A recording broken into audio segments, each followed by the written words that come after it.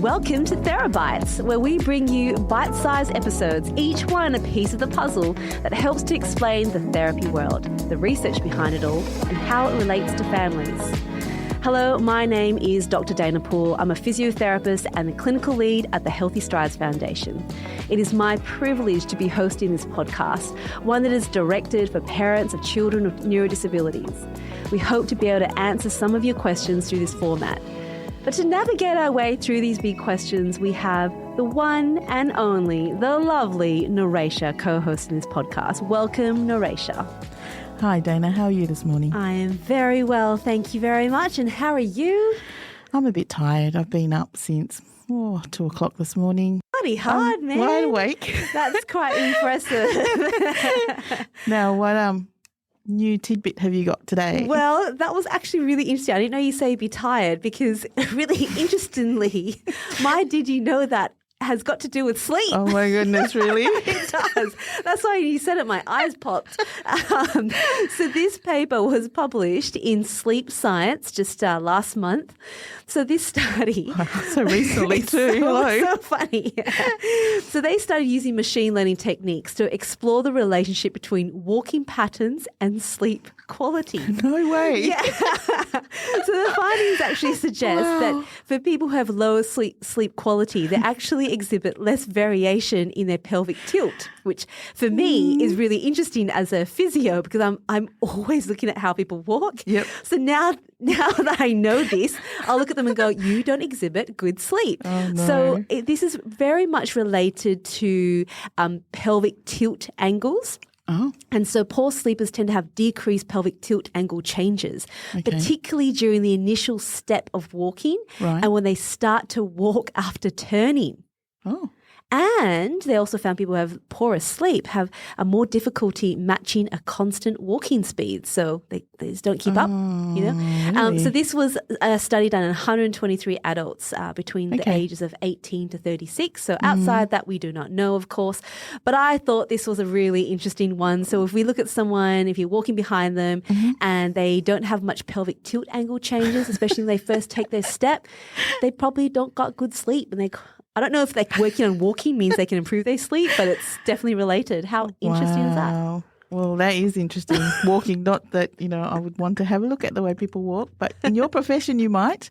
I love it. I analyse everyone when I walk. I'm so sorry that I do that. But I sit in cafes and go, that was an interesting little hip hitch there. Or it's such a weird thing, but I've been doing it now for 20 years. Yeah, so that's right. Can't help it. I'm just feeling this morning, just sitting up, I'm thinking... I'm having the extra effort to what is it, thrust my hip forward a little bit, So yes. I'll have a look when we get up and walk out, or I'll look at what your pelvic tilt is doing. Yeah, you're welcome. That's going to be so much fun for you. But that was just a little bit creepy that it related to that. That's great. Yeah. So what question do you actually have for me today? The question I've got today is in relation to hip surveillance. Good question. No, obviously close to home. Yes. Hip surveillance on my child. Mm-hmm. I think he started having it when he was at 2 years old when we were going into rehab clinic. Yep. So I'm just wondering how important is it? Yeah, that's a really good first question to ask. So hip surveillance is really important, because we know that there's a population of children that will have hip displacement. So their hips is a ball and socket joint, and the ball is not fitting into the socket properly. And so when that happens, it can cause a lot of difficulty with walking and running, but it can cause pain, and it can also cause for the bone not to grow at the same length. So you can get a leg length discrepancy as well. And obviously then that affects how you walk too, because one leg is shorter than the other. So hips are really important, but we know it is highly related to how well people move as well. So particularly in children with cerebral palsy has been the biggest focus, but it has been increasingly focused on in other populations as well. Hip surveillance, usually the gold standard is that it starts with the diagnosis of cerebral palsy is when it should happen. Right. So ideally sort of, under 2 years is when it could start and it continues from there, because you want to be able to know really early on if the hips aren't looking the way they need to, and we can start looking at any treatments that need to happen. So really important. So if you're a parent out there and your child has recently been diagnosed with cerebral palsy, or your child's not on their feet walking quite at the time that you would expect it to, it's actually really important to make sure that you get that referral to get the hips x-rayed. That's the gold standard, and it gets measured from there, and that's the first step. So it's really important. So I guess, is that like a natural occurrence then? It's not obviously when you're a baby, the signs are obviously you're not meeting the milestone, right? Yeah. So, bells or alarms start from there. So, so it's nothing that it could be preventive, I guess, right? Oh, okay. So there's a few things that. The biggest challenge with hips, and we tend to call it migration percentage. That's the terminology that I'll use. So when you go for a hip x-ray, they will x-ray to see whether the ball, so that's being the leg bone, is fitting into the socket. Now, through development, it does shape the way that it needs to. So when they're first born, there's no ball and socket. It's just they're just kind of all just hanging in there at that time. But what is required is the more you weight bear, put weight through, but more so now what we're understanding, it's not just weight bearing, it's muscle activation, because it's the muscles that pull on the bone that causes them to grow and curve in the directions that they need to create the ball and the socket. Right. So when you first start, it's definitely not a ball and socket, but as children start to develop and they start to, from rolling, from crawling, all of those motions that often happen where you gain tension through the muscle onto the bone is how it develops. Now, a lot of children with cerebral palsy might not roll, they might not crawl, and they might not stand or start to take steps the time they need to, which is why we really emphasize getting children up and moving, even if you're skipping milestones. So if they're not rolling and they're not crawling, don't just get stuck there and go, but they need to do this, especially if they start to get 8, 9, 10, 11, 12 months, because by that age, most babies are starting to be on their feet, and those muscles are starting to pull from those angles. So get them up and get those muscles activated, because that's the key to measuring that migration percentage. Okay. So does that mean that there's a chance that it will diminish with time? That's the hope. Now, what we do know at the moment is there's a bit of a shift that's happening within orthopedics, and what has always sort of happened was the original thought was put some Botox into the muscles that are pulling the muscles in the bone a particular direction, or it might be putting them into a brace or putting them into a standing frame, or do some early surgery to release the muscle. More and more, a lot of orthopedic surgeons have been talking about actually it's probably more to do with using the muscle rather than just stretching it. So at the moment, surgery usually seems to be relatively inevitable for children who are not as mobile.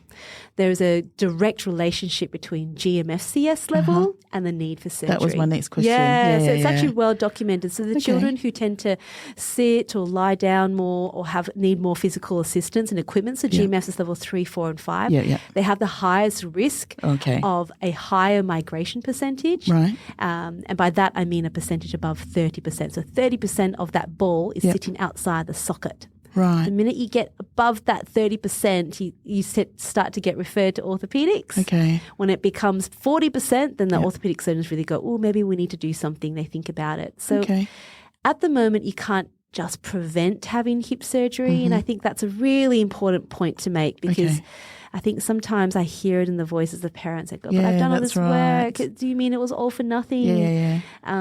There is an inevitability because of the nature of movement. But we're starting to shift now, right? We're starting to think about getting kids up on time, getting them moving rather than keeping them on the floor, keeping them just trying to roll and crawl. We're trying to get them up now, get them into walking frames. The shift has just started. So who knows what that will mean for the future? But right now, there's definitely a relationship. So keeping moving is the best thing? Absolutely. Absolutely. Keeping active, and we've talked about this a few times, and I sound like a broken record, but active, self-initiated movement, that has to happen because those muscles need to pull on those bones in that particular way Okay. where they initiate the movement, and that is what's going to keep the bone growing. Right. Yeah. Because I know with my child, I think the first 2 years of getting the surveillance, they did notice that the ball wasn't sitting in the socket correctly, right? Yeah. But then I think on the third one, they noticed that it seems to have gotten better. Like the ball was sitting into the socket. Right. And by that time, I think he was doing a lot more of the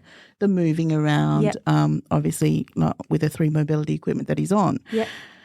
And his motivation of wanting to move around anyway. So I think that's also made it a little bit more better. I guess that's the way, right? To think it's made it better. Absolutely. And then you want to keep the surveillance as he continues to grow, because he's going to continue to grow. Okay. And this just shows that, using equipment, there's always this hesitation, or there always traditionally has been a hesitation putting kids in walking frames. So I go, well, why? Because when you give them a walking frame, they'll have more chance to be on their feet. Yeah, correct. They'll use those muscles. You're not reliant on an adult always, bending over to help them walk. They're doing it themselves. Yeah.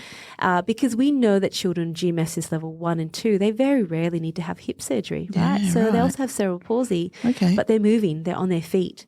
So that shift is really important, and the value of equipment, like to embrace it rather than to reject it. I think there's a great value there from a hip perspective as well. Oh, that's definitely true. I mean, the child's happy and the parents look at them having their freedom. Yes. To move about, play with their own, play with other children, obviously, because that's what they want to do, fit in with the rest. That's right. Yeah. It's already a plus. It is. And cool. we can't, it just shows that it has so many different effects. The reason why they're so important is because moving is just so integral to how our bodies work and how we engage with the world as well. So, really important to make sure we always keep in mind the importance of hip surveillance and the context of moving. So in that sense, I guess, because we want the child to move a lot more,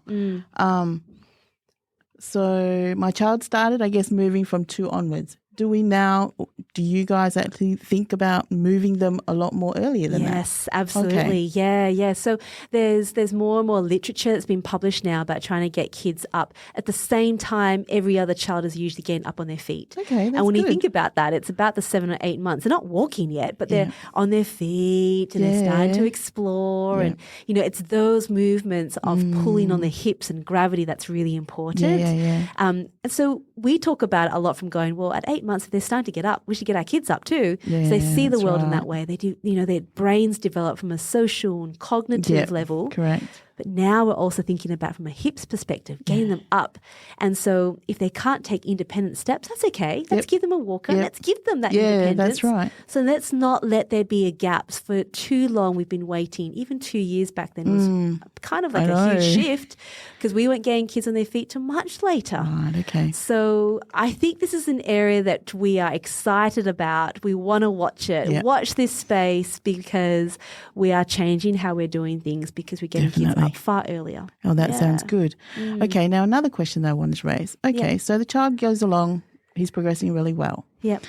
Then what would cause him to maybe go backwards in the, is it possible now that the ball is in its socket for it to be displaced? It still can be. Oh, is that possible? It's still something to still need to watch. So sometimes, so currently when you talk to a lot of the orthopedic surgeons, they would often be thinking about, look, do I do surgery now or do I wait a little bit later so they don't have to have so many surgeries? Right. For them, it's very routine surgery. Like they're really good at doing it. For us, it's like, oh my gosh, it's hip surgery. So it can be multiple. It can be multiple times because you haven't treated the root problem. So a hip surgery to look at getting the ball more into the socket. So sometimes you need to re-angle the ball and sometimes you need to reshape the socket. So they do fancy things with the bones. The root problem of why they were the way they were was still probably that muscle imbalance, that they weren't strong enough. They weren't using those muscles. Okay. So if we're still not going back to treating that, the ball and socket can still, over time, because bones are still growing, right? Yeah, like teenage years, they're still growing. Yep. And that migration percentage could slowly creep up still. Okay. And when that happens, you need to do surgery again. So then a parent to observe, I mean, is it the child telling you that he's in a lot of pain? Look, pain is a big symbol. His movement is going to be a little bit off than usual? Is that the signs? Not always. That's why it's quite silent. Like you can't necessarily see, which is why hip surveillance and doing x-rays is the gold standard. Okay. So the x-rays is what indicates that there is a problem. That's right. And there's like a very comprehensive set of guidelines done by rehab physicians, orthopedic surgeons and physios that have published these guidelines of when to look at them, what the risk signs are, when to look at surgery, when to reassess them. There's some really set guidelines on that. Okay. So if you missed your hip surveillance appointment and didn't get another one, definitely follow up because you want to make sure that you're not going to get those signs. Yes, pain is something you might see. Okay. But you're going to see that far too late, whereas an x-ray will tell you far earlier what's going on. So if that's the case for a CP child, obviously they started from 2. Depending on obviously how he moves and everything's okay, does it pause? And then when he's all good, and then something goes wrong, and then we take him back? No, you'll keep going. Or is it consistent? Yeah. Oh, okay. And they would usually recommend to either come back to see me every 6 months or every 12 months, and they'll push it out a little bit. Yeah. Okay. So it's really important to keep up with that all the way through to when they kind of finish growing. And look, orthopedic surgeons will be very happy to go, we don't need to see you again. We're going to discharge you from my book. So they'll be very, very happy to do that. So that's what I need to look out for. Yeah, that's right. That's right. Sounds good. So that's all things hips. So make sure you go to your hip surveillance appointment. There's a really strong set of guidelines, and the key now is the exciting thing is keep our kids moving. Yeah. Doesn't matter what GMFS level they are, get them up as much as possible because we want their muscles to be working. So it's not just about stretching. That doesn't work. Yeah. It's not about putting them into a brace. It doesn't work. Yeah. Not for hips. We know that now. No, that's good. Yeah. And also for us normal adults. Yeah. We need to keep moving we too. Need to keep moving. I'm finding that out. Keep that hip mobility. Right, there's lots there. Well, thank you very much. Great question. And I hope that was useful for everyone else too. We'll talk to you again really soon. Sure. Thanks, guys. Thank Bye. you. Bye.